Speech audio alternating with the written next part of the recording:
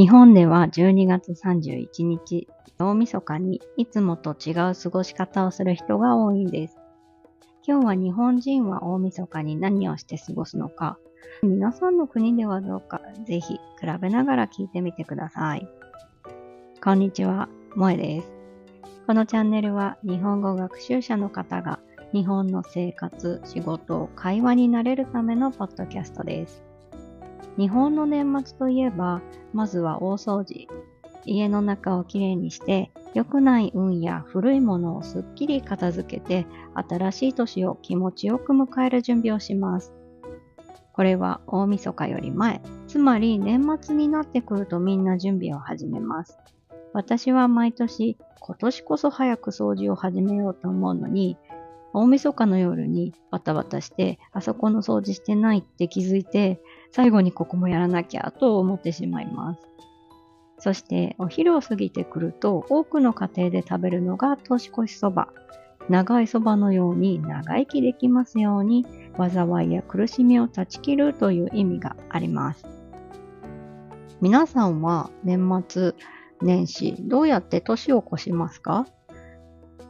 日本のお寺には除夜の鐘といって、お寺にある大きな鐘の音が有名です。人間の煩悩、つまり欲を108個払い、新しい気持ちで新年を迎えるために鐘は108回鳴らすと言われています。ただ最近は近所の人からうるさいなどのクレームが入ることがあって、鐘を鳴らさないことや数を減らしているところなど様々なようです。私は少し寂しいです。そして夜12時のカウントダウン。どんな過ごし方をするかというと、家族で静かに過ごしてテレビを見たり、友達と集まったり、鐘の音を聞きに行ったり、初詣の準備をしたり、カウントダウンイベントで盛り上がったりする人もいます。家のテレビでは夕方頃から始まる紅白歌合戦という大きな音楽番組を見るのが定番です。家族が集まって話しながらゆっくり過ごす時間です。それ以外にも各チャンネルで年越し番組が放送されています。最近ではその流れに飽きたのか、あえて年越しを意識しない番組が出てきました。自分に合う番組を見ながら年越しの瞬間を過ごすのも楽しいですよね。大晦日は日本にとって心をリセットして新しい年を迎える準備の日です。